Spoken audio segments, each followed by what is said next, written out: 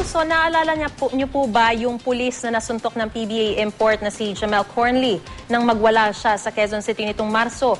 3 linggo po pagkatapos ng gulo, na biktima naman siya ng hit and run. Balitang hatid ni Susan Enriquez. Nagwawala eh. Ganito ang sinapit ni PO2 Anselmo Lazatin matapos suntukin umano ng dating PBA import na si Jamel Cornley na nooy nagwawala matapos umanong pagnakawan. Na-ospital at ilang araw ding nabakasyon sa trabaho si Lazatin dahil sa pangyayari. Matapos ang mahigit 3 linggo, nadisgrasya na naman si PO2 Lazatin. Nabiktima siya ng hit and run sa kanto ng Biluna at East Avenue.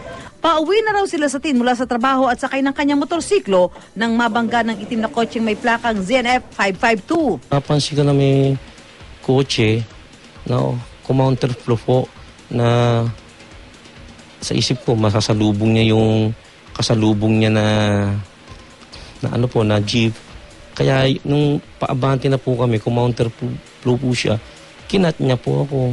Kalalabas lang sa ospital ni PO2 Lazatin ang muling makapanayam ng GMA News.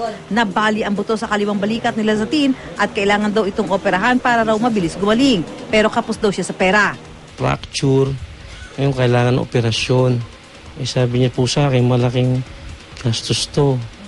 Sabi ko po, wala naman po akong ganong pera. Sabi niya sa akin, mag-tiis ka na lang, baka sakaling makuha pa sa gamot. Ayon sa hepe ng traffic sector ng Central Police District na si Police Superintendent Erlito Renigin, nakaalarma na ang plaka ng sasakyang naka-hit and run. Aalamin daw nila sa LTO kung sino ang may-ari nito para managot sa pangyayari.